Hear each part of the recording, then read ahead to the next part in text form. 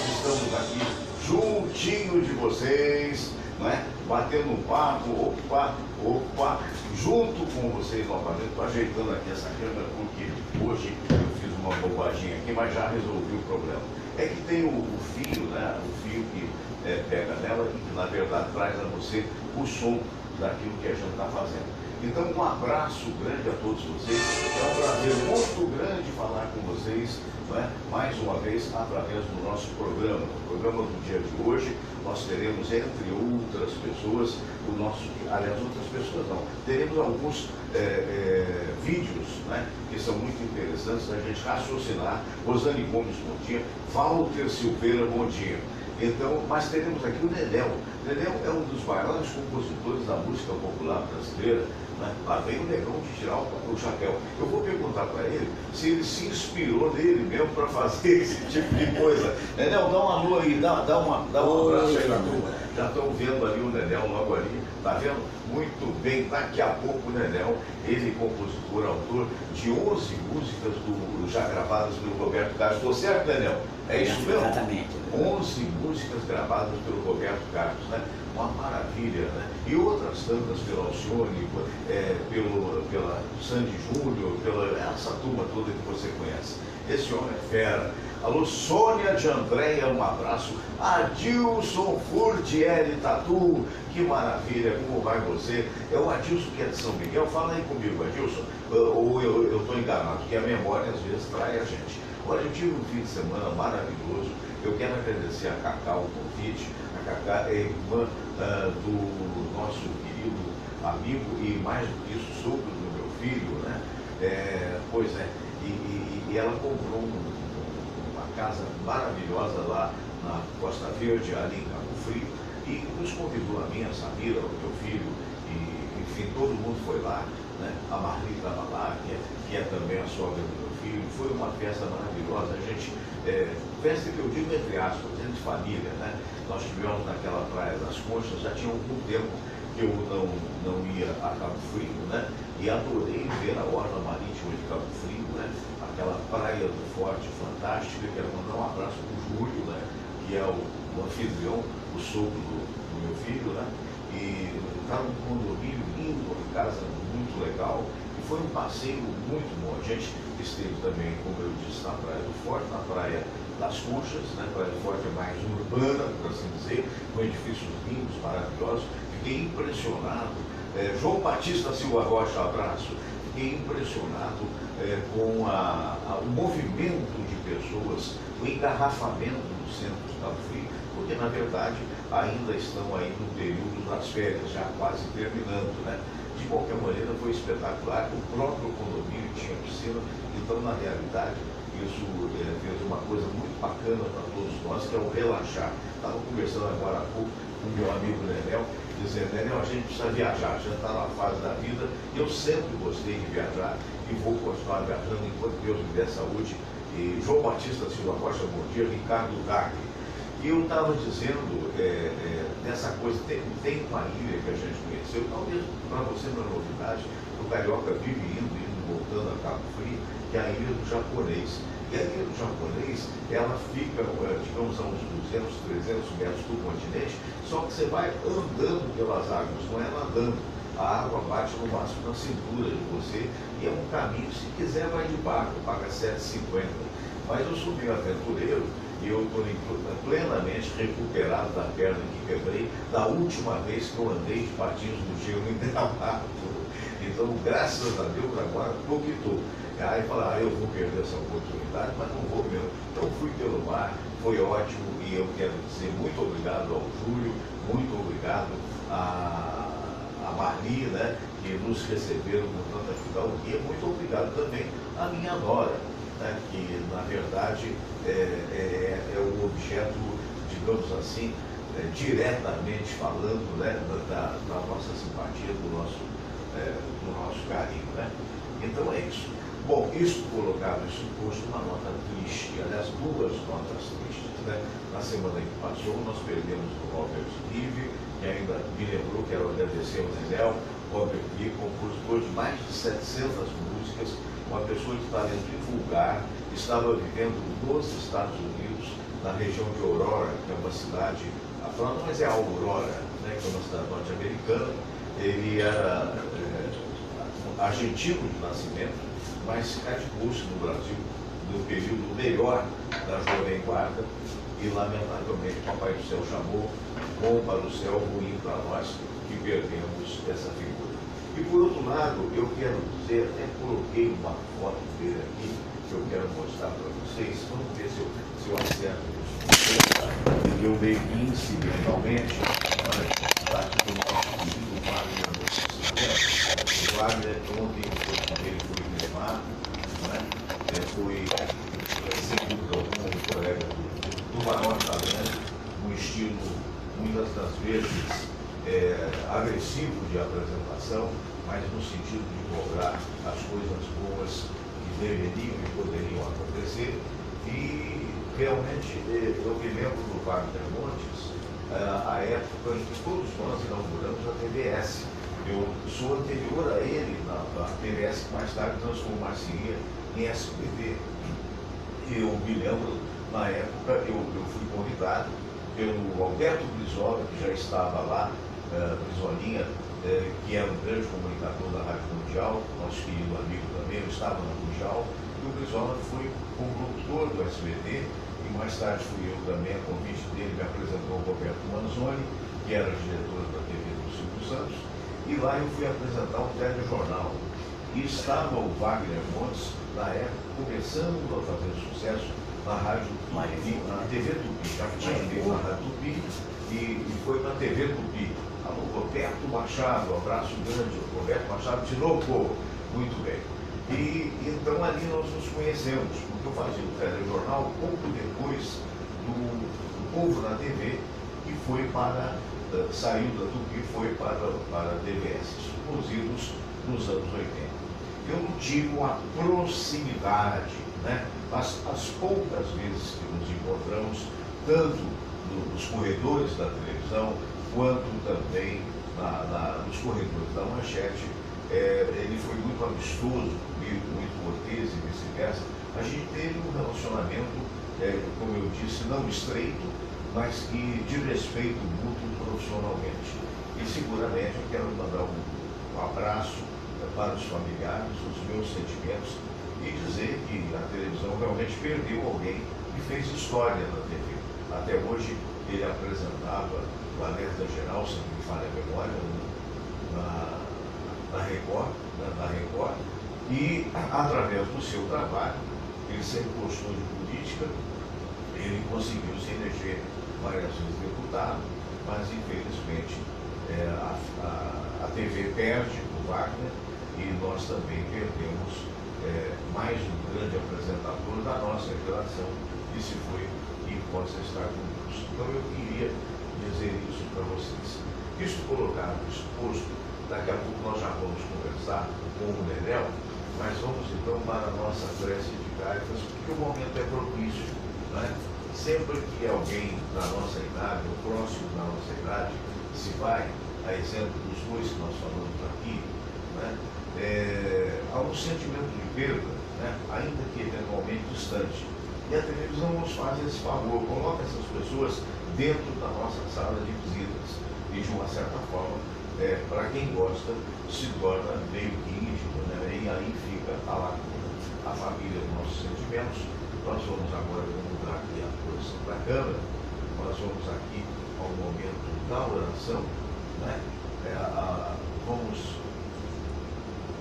Atenção. A oração ecumênica que um dia Jesus nos ensinou.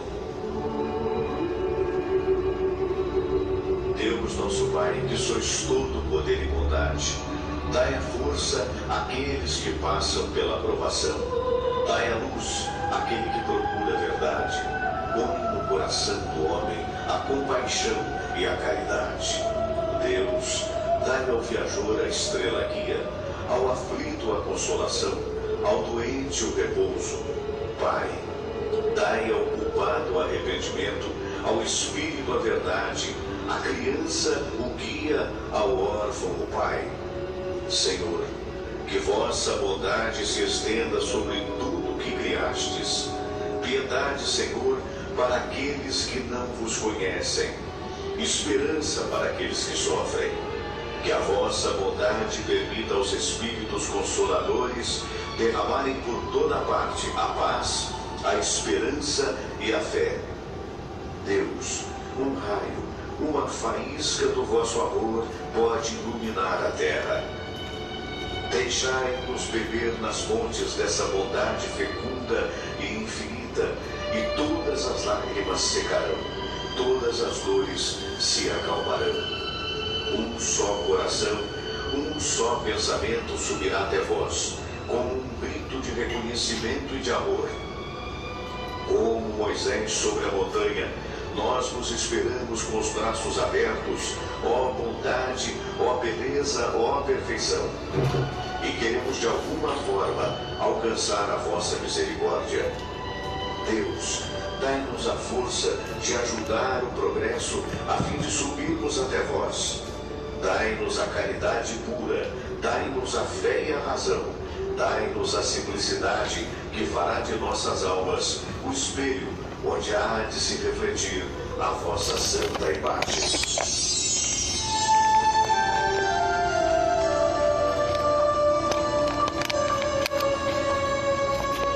Pai nosso que estais nos céus, santificado seja o vosso nome. Venha a nós o vosso reino, seja feita a vossa vontade, assim na terra como no céu.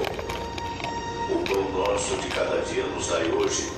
Perdoai, Senhor, as nossas ofensas, assim como nós perdoamos aqueles que nos ofenderam. E não nos deixeis cair em tentação, mas livrai-nos de todo mal, porque teu é o poder, e tua é a glória, por todo sempre. Amém. Pois é, eu separei aqui 2 vídeos, tá? Uma para a Sônia Ferreira, Xangô da Mangueira, Sônia, bom dia. Eu separei porque eu acho muito importante o que algumas pessoas estão falando a respeito do momento brasileiro.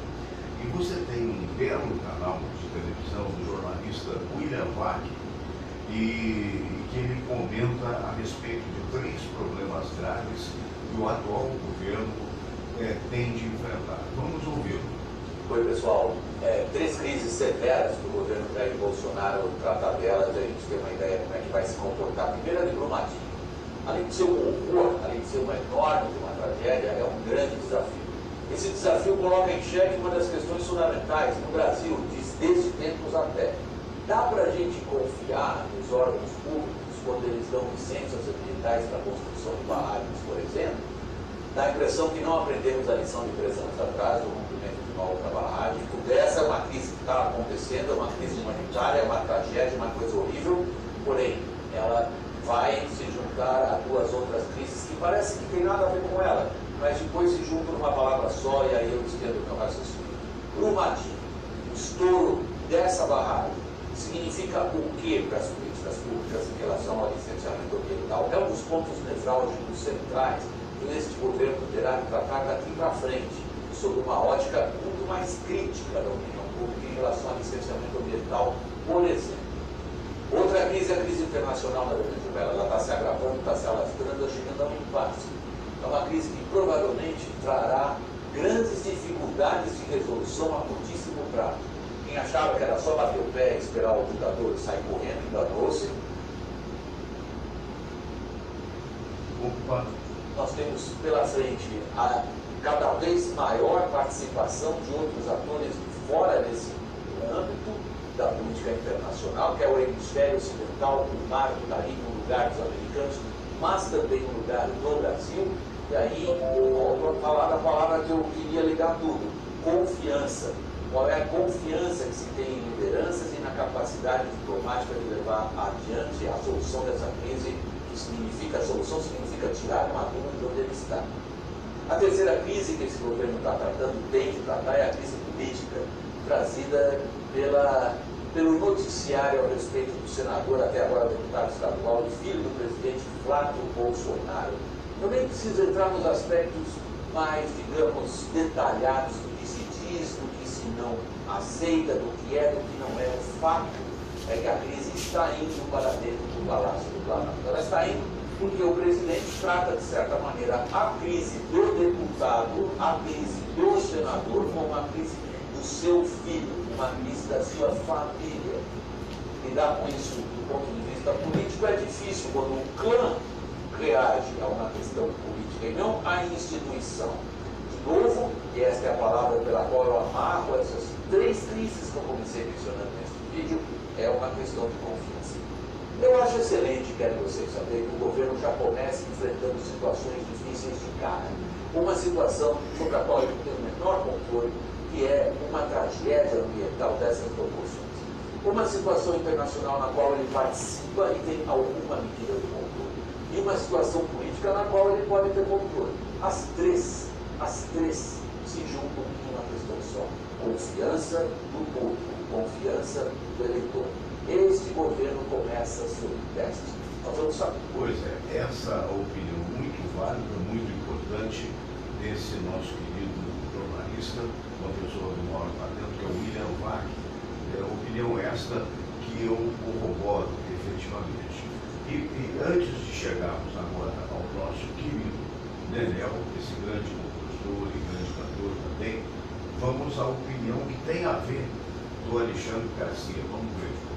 Pois é, eu acho que você estava em férias quando eu contei que os corretores de imóveis que alugam apartamentos para comissionados da Câmara Federal aqui em Brasília não aceitam contra-cheque ou overite como comprovante de renda, porque sabem que está escrito lá R$10.000, mas na verdade o sujeito recebe só 100, porque deixa os outros 4 na verba de gabinete, na caixinha do gabinete. É uma coisa generalizada, vergonhosa, generalizada.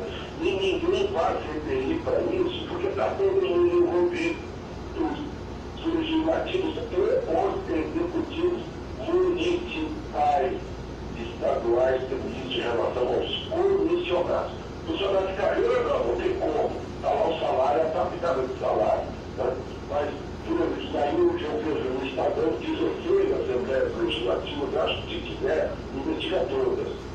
Eu sei que está havendo investigação sobre deputados, tem na Paraíba, por exemplo. Isso não é só na Paraíba, é comum que põe a empregada doméstica. Aí ele não paga a empregada doméstica, mas os contribuintes pagam a empregada doméstica. E na Assembleia do Rio de Janeiro, 22 deputados estaduais estão sendo investigados, inclusive o Flávio Bolsonaro, que é o filho maior de idade do presidente da República.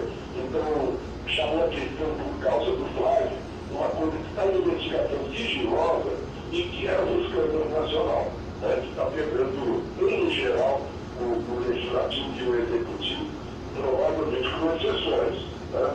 Não é todo mundo. Está aí a informação do Alexandre Garcia, que deixou a Globo, inclusive, vocês sabem, né? Né? Passar a nossa câmera naquele momento aí, porque isso aqui deu uma confusão, mas a gente fica preocupado realmente com aquilo que está acontecendo nesse país, né? Principalmente com relação a Brumadinho. Brumadinho, isso aí, uma tragédia ocorrida em Minas Gerais, e que a gente, na verdade, fica muito preocupado. Existe agora a ameaça de um problema semelhante com uma outra barragem em Minas Gerais. Bom, isso é um outro assunto. Agora vamos falar de música com o nosso queridíssimo Nenel. Bom dia, Nenel. Bom dia, Fernando. Bom dia a todos que estão nos assistindo. Prazer em recebê-lo aqui mais uma vez, meu irmão. Uma alegria para mim. Muito obrigado pelo convite. Muito bem. Ô Nenel, me diga lá, como é que vai a sua vida de compositor, esse momento que nós vemos aqui? Porque você é daquela safra de compositores que, eu diria, sem medo de errar, que pegaram o auge do disco, né? Onde se vendiam milhões de discos. Até hoje, ainda ontem o Faustão estava apresentando alguns cantores dizendo vendeu 8 milhões de discos, 5 milhões. Hoje ninguém vende mais isso. Fernando, aquela época, eu peguei realmente uma época que que vendia-se muitos discos, né? Sei. Eu tive algumas músicas, algumas músicas que venderam mais de 2 milhões de discos. Eu tive a sorte de gravar com artistas de ponta naquela época, né? Uhum. E inclusive com o Roberto Carlos.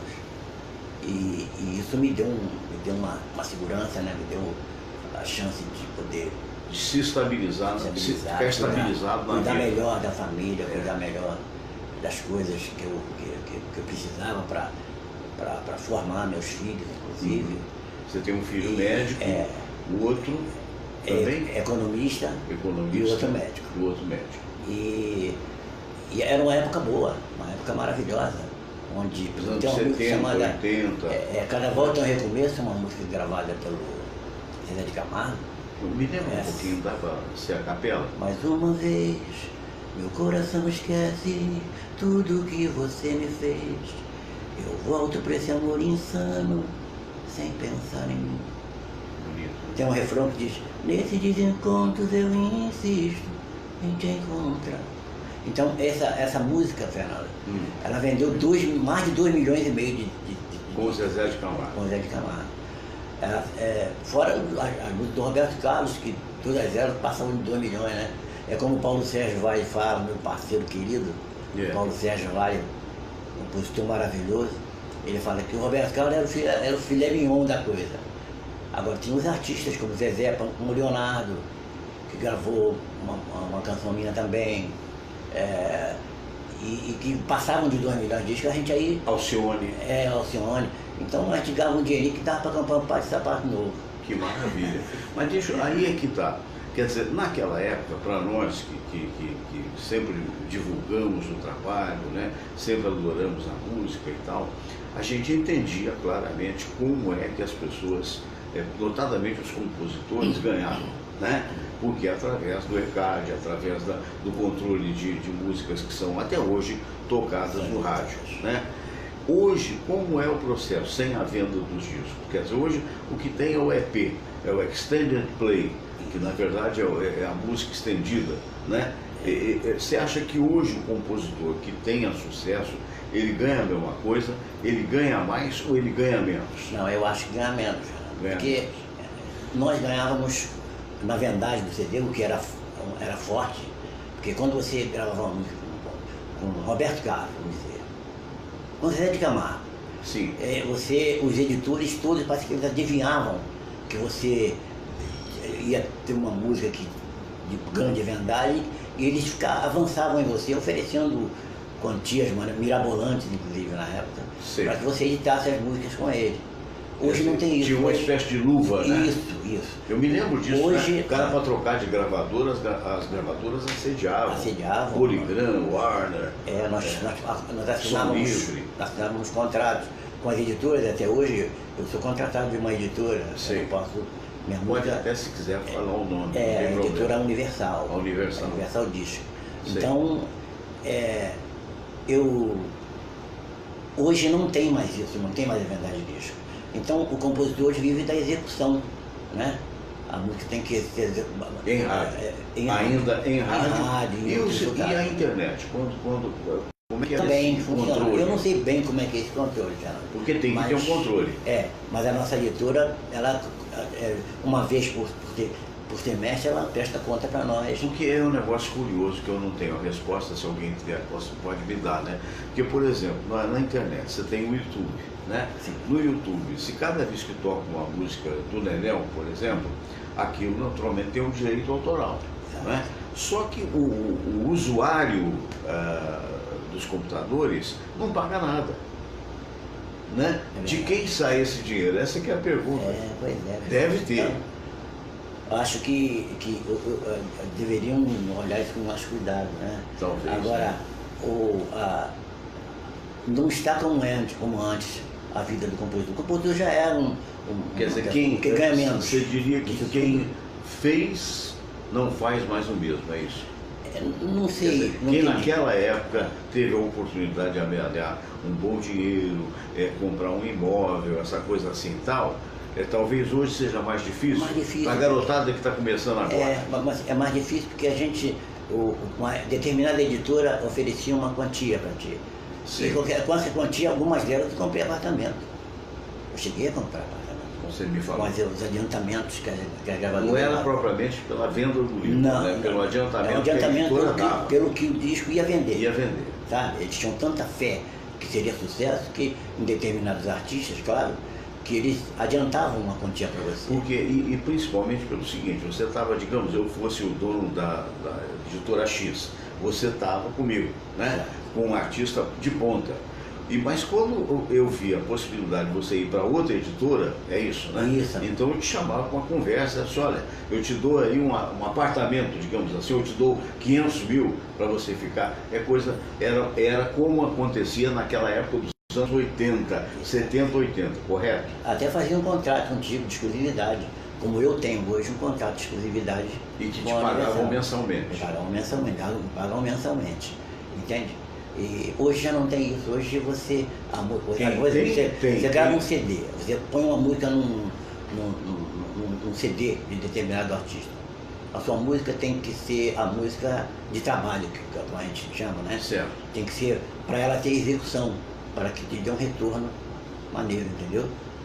Se a tua música ficar escondida ali, a coisa não fica, não adianta. Vai ser uma bela música, alguém vai apreciar, Isso. mas não vai render. Mas não vai te dar um retorno que você teria nos tempos idos de Agora, uma pergunta. Você vê que nos Estados Unidos, outro dia me disseram, eu não vou lembrar o número exato, mas tem não sei quantas gravadoras, não sei quantas emissoras de TV. Então, por exemplo, a emissora de TV mais ouvida dos Estados Unidos, o percentual é de 6% da audiência, porque existem outras, a NBC, eu esqueci todas, o Warner e outros tantos, o Fox e outras mais.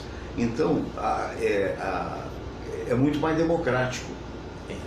Aqui no Brasil agora, o presidente eleito, aliás, uma informação, o presidente eleito neste momento está sendo operado para retirada da bolsa que ele colocou em função do atentado que sofreu. Deus permita que tudo corra bem, até em benefício do próprio Brasil. E a gente, na medida do possível, a própria imprensa vai informando. Eu queria também mandar um abraço para o Mário Aragão, para o Dr. Hernani Sampaio, sempre com a agenda do Dr. Hernani. Caso possa, amanhã estaremos juntos. O Luiz Cláudio Apóstolo. Trabalhou na Rádio Tupi conosco, certa feita, e hoje me parece estar no ramo de hospitais. Abraço, o Luiz. Trigo, tá vendo? Hein? Trigo. O Jorge Trigo, lá de Lisboa, meu amigo Daniel. Jorge Trigo é um expoente intelectual de Lisboa, autor de livros, autor de shows, de peças de teatro, trabalhou durante muitos anos na Câmara Municipal de Lisboa. A gente precisa se encontrar. Nós amamos Portugal. Abraço, meu caro Jorge Trigo, como você mesmo diz aí, muitos parabéns, porque tu mereces os parabéns. Vou falar exatamente da forma que falam os portugueses, com muito carinho e com muito orgulho, tá vendo? Mas aqui nós temos uns atores portugueses também que estão falando brasileiro, entre aspas, né? Porque é só uma questão de pronúncia, né? Mas meu amigo Daniel, ô Jorge, você que está vendo em Lisboa, é um dos principais compositores da música popular brasileira, né? E já tem uma estrada que vem desde os anos 70, né, Daniel? Quando você surgiu com Ponta de Faca. Ponta de Faca. Foi o primeiro sucesso? Aí já era como cantor, né? Já aí como cantor. Como cantor, eu fiz foi um grande sucesso, Ponta de Faca. Foi um grande sucesso. Até hoje toca muito, né?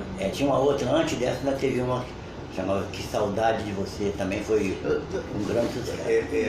Dá para você levar ela aí, ainda que eu... Qual? Saudade de Você? Saudade de Você. Ai, que vontade miserável de te ver. Ai, que saudade miserável de você. Um negócio assim, uma história amorosa que me apareceu. E o Ponta de Faca? O Ponta de Faca já eu achava uma letra um pouquinho mais elaborada. Eu queria saber o que faço e agradar ao mundo, se preciso dar amor em ponta de faca ou não. Se não devo parar os meus passos à beira do abismo para ter uma estátua na praça, e ele era tão bom. Assim, tá? Nossa, mãe do céu, né? Falei em estátua da praça, eu me lembrei aqui da estátua do nosso Tim Maia, ali em frente do Caçador, perto da Érica, sabe? Como é que é o nome daquela praça? Afonso Pena. Quem não teve a oportunidade de visitar, tem uma estação do metrô, né? Que fica embaixo ali da Afonso Pena, só subir e olhar, tem a estátua do nosso saudoso Tim Maia, né? As pessoas estão seguindo e a gente tem que aproveitar enquanto nós estamos por aqui para poder registrar, né, esse fato. Mas você se lembra o que surgiu primeiro, o cantor ou o compositor? E qual foi o primeiro sucesso? Não, eu virei compositor, se é que eu posso me chamar disso. Meu Deus, imagina por necessidade, Fernando. Sei. Por necessidade mesmo. Eu tinha que ganhar dinheiro. Porque eu morava no Morro do Borel e havia perdido meus pais, né? E você tinha 14 anos? Eu tinha 14 anos. E tinha mais 7 irmãos. Eu era o 8º, o mais velho. Mais velho. E eu precisava. E quando meus pais morreram, meus irmãos foram distribuídos pelas casas dos vizinhos. Sei. Cada um ficou com 2, assim. E eu tenho uma irmã, a Seminha, a Iracema, eu chamo de Seminha, que vivia toda vez que nós nos encontrávamos, ela falava, ô Neném, ela ficava assim, fazendo assim com a mão e falava, Neném, leva a gente para casa, arranja uma casa para nós, leva a gente. Que ficaram espalhados, né? Ficaram espalhados. Seus pais morreram, como acontece em comunidades aqui no Rio de Janeiro, então 2 numa casa, 2 no outro e assim, e você sofrendo. Então eu fiquei procurando um jeito de arranjar um jeito de fazer uma casa lá no Morro do Borel mesmo, para reunir minha família, sabe? E eu fui trabalhar na Praça Santos Pena, lavando o prédio, eu lavava um prédio de 12 andares aos sábados. Eu lavava toda a escada até embaixo, assim. Meu Deus. Depois do prédio eu botei uma banca de engraxate na porta, ficava ali engraxando sapato, para juntar o dinheiro e ajudar as pessoas que estavam tomando conta dos meus irmãos. Sim. Né? E fiquei isso um bom tempo, sabe? Parece que uns 4 anos fazendo isso, sabe? Até que um dia eu vi o Roberto Carlos cantando Quero que vá tudo pro inferno. Eu estava limpando um laboratório de prótese dentária e aí eu vi no rádio Quero que você me aqueça nesse inverno e que tudo mais vá pro inferno. Achei genial aquela ideia. E aí fiquei fã do Roberto Carlos, e na mesma hora me deu a ideia de fazer uma música parecida com aquela. Sim. Aí eu fiz uma música realmente para os diabos conselhos de vocês. Para os diabos com os conselhos de vocês. E aí eu falei assim, vou mostrar essa música pro Roberto Carlos. Como achar o Roberto Carlos? Aí que era o problema, né? Aí fiquei na porta, eu descobri onde que era a CBS, na Visconde Rio Branco, no Rio de Janeiro. Isso. E fiquei na porta. porta. Que era a gravadora do Roberto Carlos, para quem não sabe. E fiquei na porta lá um mês mais ou menos. Na porta. Uma hora ele vai ter que entrar. Uma hora ele vai ter que entrar. Um dia ele entrou com muita dificuldade, eu consegui chegar perto dele e dei a fitinha para ele. Era a fita cassete. A fita cassete. E um tempo, aí ele levou para cá, levou para ele, né? Eu achei que será que ele vai jogar fora, não vai ouvir e tal. Um tempo depois eu voltei lá e... Ficou na porta outra vez. Na porta outra vez. Como eu consegui falar com ele... É bom o pessoal para perceber que as coisas não nascem por acaso, né? Tem que haver esforço. Tem que perseverar, tem que acreditar. E eu gostava muito da música, sabe? Aí quando o Roberto entrou, eu falei, escuta, eu sou aquele rapaz que te deu aquela fita para você ouvir. O que você achou? Aí ele, sorrindo, né, brincou comigo. Disse, rapaz, você rouba minha música, ainda vem trazer para me gravar? Porque era mais eu quero que vá tudo. Era parecido, né? Fiquei com medo assim, mas ele aí passou a mão na minha cabeça, me tratou com muito carinho, como até hoje te trata, né? Eu tenho um privilégio. Vez por outra você tem um convívio com então, o Roberto, com ele. essa música eu anulei. Mas depois, uns tempos depois, o Erasmo Carlos veio e gravou a música. Olha O só. Erasmo foi e gravou. Foi o primeiro, então? Não foi o primeiro. O Erasmo já gravou depois. O primeiro foi o... Como eu não conseguia mostrar música para o Roberto Carlos, eu procurei alguém que cantasse igual ao Roberto Carlos, que era o Paulo Sérgio. Paulo Sérgio. Naquela época. E aí fui... No mesmo esquema, cercando onde é que o homem aparecia. Ele ia na Rádio Globo, na Irineu Marinho. Na Irineu Marinho Aí ainda, ali perto do jornal. No meio de tanta gente, eu gritei, escuta, ô Paulo Sérgio, eu tenho uma música para te mostrar e tal. Aí não deu muita pelota, não entrou. Mas eu fiquei na porta esperando. Quando ele saiu, eu fui atrás dele. Ele entrou no carro e eu fiquei na janela do carro. Eu tenho umas músicas para te mostrar e tal. Aí eu vi que ele não estava me dando muita bola, aí eu cantei uma música para ele. Qual? Eu cantei Se Você Voltar. Como é que é? Estou sozinho, sem saber por onde ando. E ela tem uma filosofia, uma letra interessante. Aí ele falou, pô, essa música é sua? Eu falei, é. Você tem mais música? Eu falei, tenho uma porção. Eu tinha umas 4 só, sei lá. Mas tem uma porção. Aí eu entrei dentro do carro, ele botou dentro do carro e fomos para o apartamento dele. Aí chegou lá, eu suave. Ele mandou você entrar dentro do carro? Mandou entrar no carro e me levou. Paulo Sérgio, para quem não sabe, a garotada de hoje, infelizmente ele faleceu muito cedo. Mas ele chegou a fazer sombra ao Roberto Carlos, né? Ele chegou a chegar muito perto do Roberto. Era um estilo também que romântico, foi um grande cantor e infelizmente faleceu muito cedo. Vamos lá. Aí eu fui para casa dele e mostrei algumas canções. Ele acabou gravando desse disco 4 músicas minhas. Opa. O primeiro eu no play dele. Quer dizer que o primeiro estouro da boiada foi justamente o Paulo Sérgio. Foi quando eu comecei, quando eu estava só esperando o que eu vou ganhar com isso, porque eu queria botar meus irmãos de novo comigo. Aquilo estava me torturando, sabe, Fernando? Meus irmãos na casa dos outros sem pai, sem mãe. Sem pai, sem mãe. Eu queria tê-los nas minhas mãos, eu poder guiá-los, eu queria poder falar com eles as coisas que eles deviam aprender, a maneira com que eles deviam proceder, sabe? Eu precisava disso, eu pedia a Deus todo dia que me ajudasse e que eu conseguisse. E aí veio o primeiro dinheiro, uma vez, quando veio o primeiro cheque da editora, tinha uma associação dos moradores do Borel, me chamou pelo alto-falante, pedindo que eu descesse até a associação. Aí fui lá que tinha telefone, telefone do morro era ali. Aí eu fui lá, atendi o telefone e era o seu Fernando César Pereira, que era o editor. Quase meu nome. Fernando César Pereira. Fernando César. E ele falou assim, vem aqui que aqui tem um cheque para você.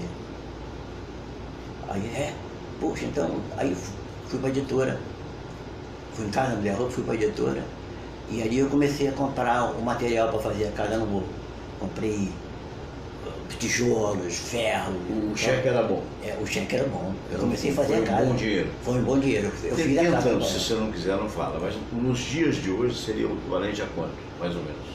Não sei, Fernando. Não tem como. Não, que eu daria para quê? Eu tinha 4 músicas no disco de Paulo Sérgio, eu fiz uma casa de 2 andares no Morro do Borel. E com o dinheiro de Paulo Sérgio. Foi um bom dinheiro. Não sei quanto, mas... Eu fiz uma casa de 2 andares, uma casa até... Aí botou os meninos todos lá. Aí, uma sexta-feira eu cheguei, quando estava pronto, só numa alvenaria, eu botei um piso bonito no chão e tal. Aí peguei meus irmãos todos, agradeci todas as pessoas. As famílias que estavam cuidando deles. Agradeci a eles, sabe? E quando cheguei em casa, que nós entramos na casa, a gente chorou muito. Me lembro até hoje que a gente se abraçou e chorou muito. A minha irmã, a Seminha, chorava muito, a Elzinha chorava muito. E nos abraçamos e eu falei assim, olha, aqui dentro não chora, para comer a gente se vira. Mas eu fiquei sem dinheiro mesmo, eu gastei tudo na casa. Aí eu começava a sexta-feira e ir na feira, no final da feira, depois de meio-dia, e pagava as coisas que sobravam. Que aqui no Brasil, hoje, eu acho que você está vendo em Portugal, tem a hora da xepa nas feiras livres. A hora da xepa é a partir de 11 horas, né? Mais um pouquinho, depois do meio-dia e meio, 1 hora, onde tudo cai de preço, que os caras querem se ver livre do repolho,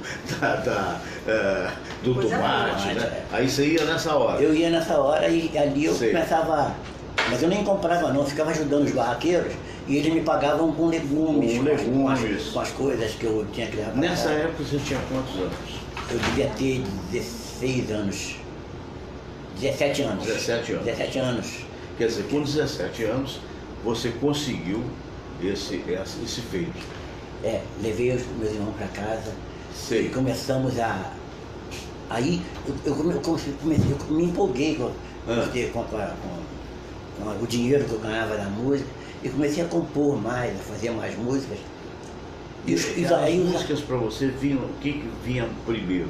A música ou a letra ou as duas coisas juntas? A música e a letra juntas. Eu ficava andando na rua, às vezes, até hoje mesmo eu faço assim, o meu modo de compor, eu uso muito isso. Eu fico andando na rua. E vendo as pessoas? E falando, às vezes uma pessoa fala uma frase que é interessante e a gente desenvolve em cima daquela frase. Várias vezes as pessoas falam para meus pais, olha, eu acho que o Nenel tá maluco, fica falando sozinho na rua. Mas não é. Mas não, eu estou desenvolvendo uma frase, eu estou compondo, sabe? E tem dado certo isso. Tá, evidentemente. Você tem consciência de que você faz parte de uma elite, né, dos compositores. Quer dizer, não é para qualquer um que Deus dá esse dom, né? Você tem consciência disso. Porque como esses... eu errei quando falei que você tem mais de 300 músicas compostas. Tenho, acho que você chega a 400, mais Chega a de 400 músicas compostas. Quer dizer, extraordinário, não é? E levando em consideração a tua origem, porque, voltando para o pessoal lá de Portugal que está vendo a gente, não é? Aqui no Brasil existem o que nós chamamos de favelas, né? E hoje, na realidade, se chamam de comunidades. Mas é onde abriga um pessoal valoroso, né? Pessoal, a maioria, 90% de pessoas honestas, infelizmente ali também a marginalidade, né? Que não chega a 10%, mas que perturba todo mundo. Mas na realidade são as pessoas que nasceram no meio da maior dificuldade. Então o que acontece? Essa evolução que aconteceu na vida do Nenel, 30 anos depois, 40 anos depois, mas em tenra idade, que você vê que com 17 anos você construiu a casa de 2 andares. Né? Graças ao teu talento. Na época, inclusive, as pessoas não queriam que eu levasse meus irmãos para casa. Sei. Porque achavam que eu não tinha condição, de que eu era manter. muito novo, essa coisa toda. E eu estava determinado. Eu precisava ter unir a família. Nós morávamos numa comunidade e que eu precisava ter meus irmãos na minha mão para mim poder orientá-los. É verdade que os seus pais morreram de causa natural e que você ficou um certo tempo com medo de você ser o próximo. Porque morreu minha mãe, meu pai. Primeiro. 19 dias depois, a minha mãe. E 23 dias depois, um irmão meu. Não tinham nada? Não tinham nada, estava tudo curado. Eu achei que nós íamos morrer todos. Eu só pedia a Deus pedia muito a Deus que me conservasse, porque meus irmãos precisavam de mim. Você sabia, você intuía que você seria, digamos assim, o responsável e a salvação daquela família. Eu tinha medo de morrer porque eles precisavam de mim e eu não queria deixar eles sozinhos, sabe? Mas Deus foi e é tão meu amigo que eu consegui hoje, estão todos vivos, todos com saúde, todos saudáveis. Hoje eu preciso mais deles do que eles de mim, sabe? Porque através dessa etapa eu continuei perseverando, acreditando, compondo, ouvindo, e aí foi mais fácil grandes compositores, com outros cantores? Ficou mais fácil. Não precisou ficar 4 horas na porta de uma Não, TV, ficou não, porque rádio. Já perto, o Roberto gravou minha primeira música e eu... Você acha que o Roberto gravou a primeira porque percebeu o sucesso do outro que gravava, o Paulo Sérgio? Não, o Roberto não se preocupa com isso, não se preocupava não. Não, pessoal, sabe? Ele aí gravou o Quero Ter Você Perto de Mim, que o dia que... Foi bem interessante, o dia que pagaram o primeiro trimestre, que eles pagaram por trimestre, né? O trimestre. O primeiro trimestre do Roberto Carlos. A minha editora era lá na Rua General Cordeiro de Faria, em Benfica. Benfica. E aí perto dos lustres por aí. Quando chegou o cheque lá, o Fernando César, o presidente da editora, ligou para mim. Ó, tu vem aqui, tem um cheque para você aqui, você vai cair sentado. É mesmo? Aí eu falei, puxa, é mesmo, Fernando? Então, poxa, então, aguarda que eu vou aí, vou pegar o ônibus, vou aí. Não, cara, ônibus não, toma um táxi. Toma um táxi, agora você pode pagar o táxi. Aí eu peguei o táxi e fui lá, realmente tinha um cheque lá. Vamos, cara. Aí você comprou aquele apartamento aqui da Amaral, é isso? Não foi eu, não foi eu, a Amaral já foi depois. Eu comprei um apartamento no Grajaú. No Grajaú, que é um bairro nobre aqui da Zona Norte do Rio de Janeiro. Comprei no Grajaú. Onde mora o governador atual. O governador Kitzel mora ali. Eu comprei um apartamento lá.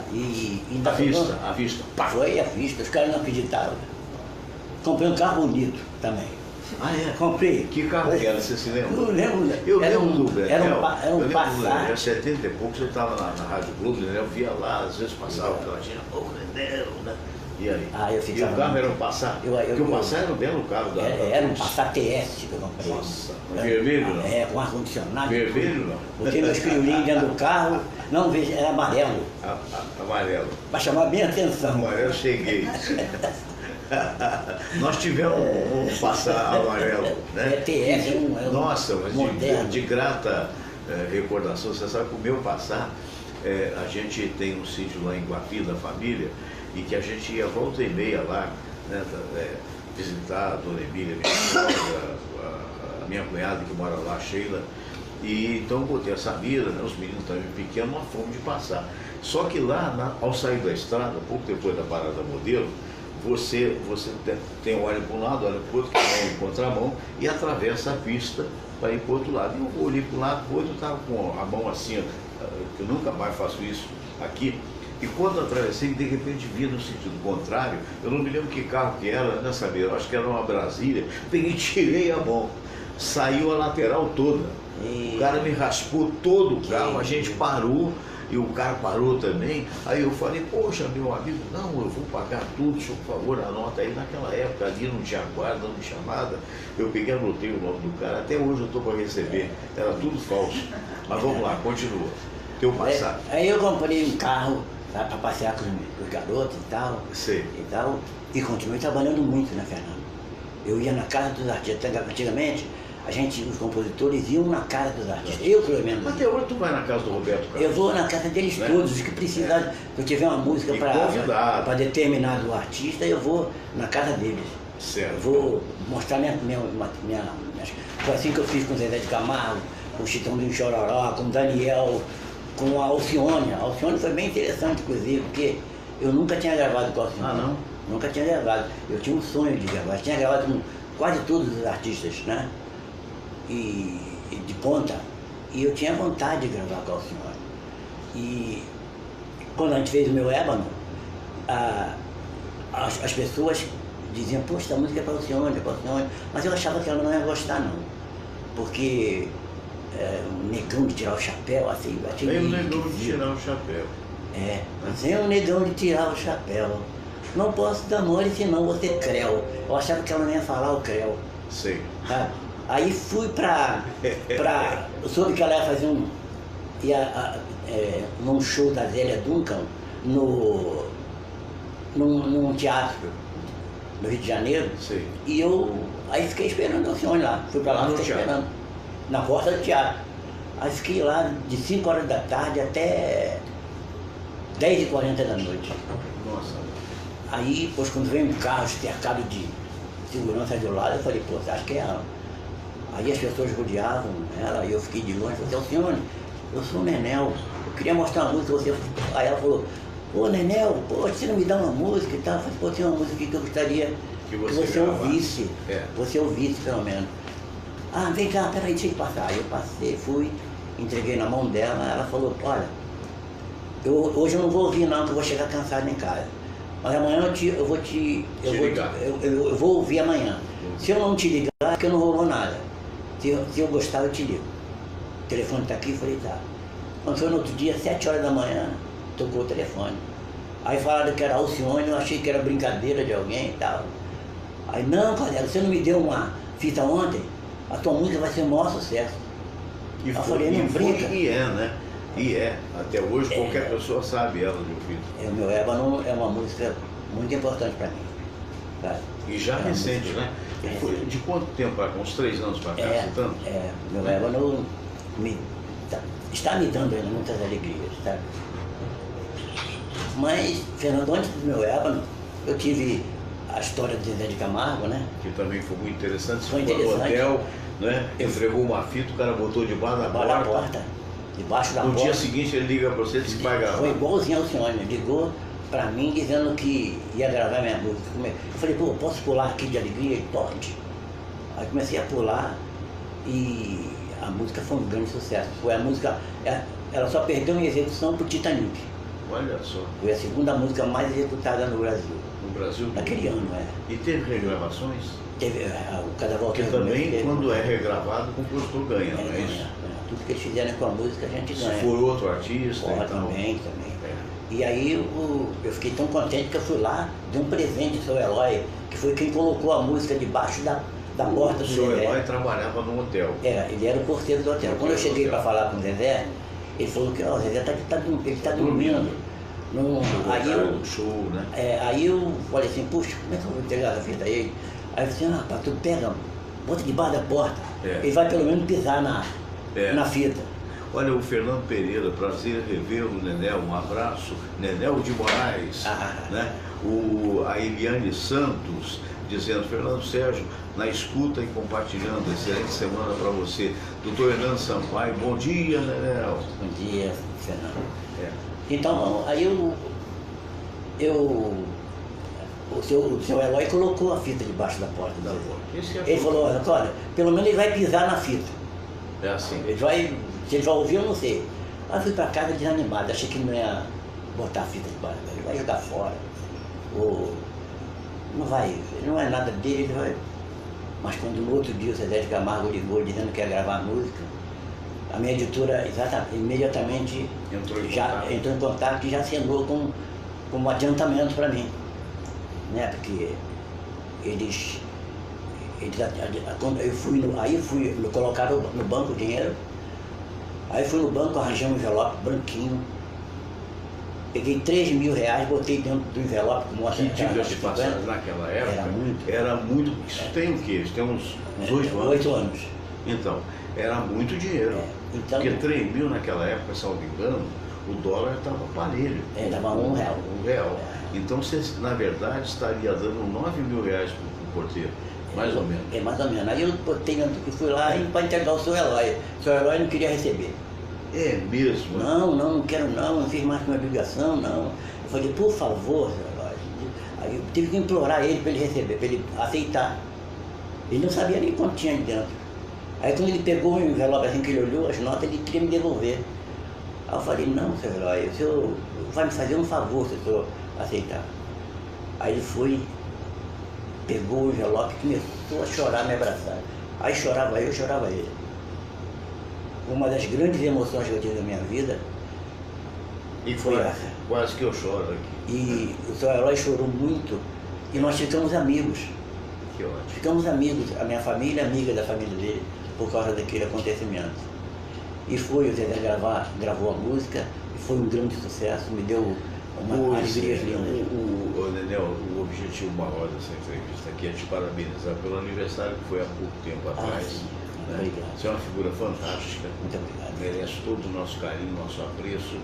E mais do que isso, né? É esta figura humana que vocês estão vendo aqui.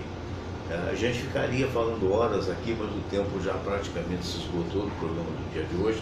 Com certeza, outras vezes nós teremos a oportunidade de tê-lo aqui. Quando você me convidar, Fernando. E eu quero aproveitar para te parabenizar, né? Dizer que nós admiramos, nós todos seus amigos, né?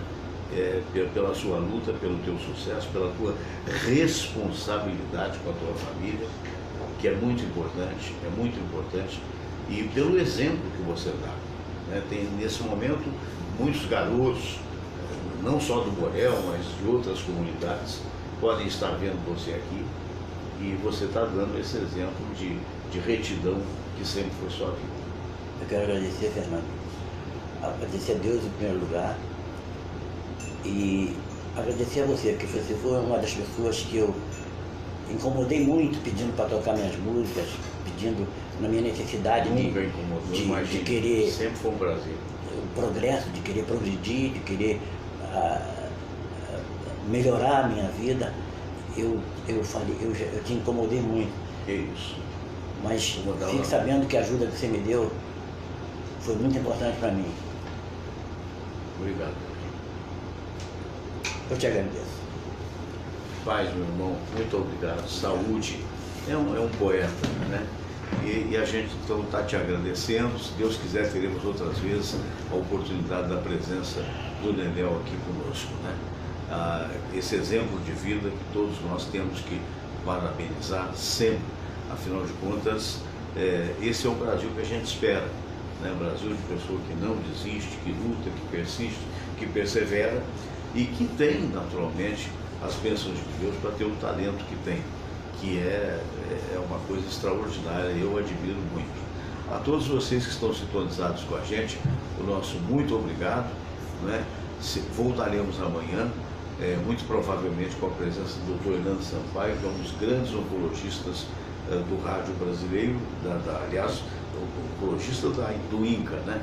E a todos vocês, o nosso carinho, o nosso abraço. Eu quero também mandar um abraço para Denise Guzmán Silva nesse momento, para o Jorge Trigo em Portugal, para a Tônia Elizabeth em Miami, para também o Fernando Pereira e o Lenca Faccioli, para a Marion Duarte, nossa querida amiga, grande cantora. Brevemente, se Deus quiser, ela vai estar aqui. A todos vocês, o nosso abraço, fiquem com Deus, namastê. Vamos às letrinhas agora, e lembrando que amanhã estaremos aqui novamente com vocês às 8 horas.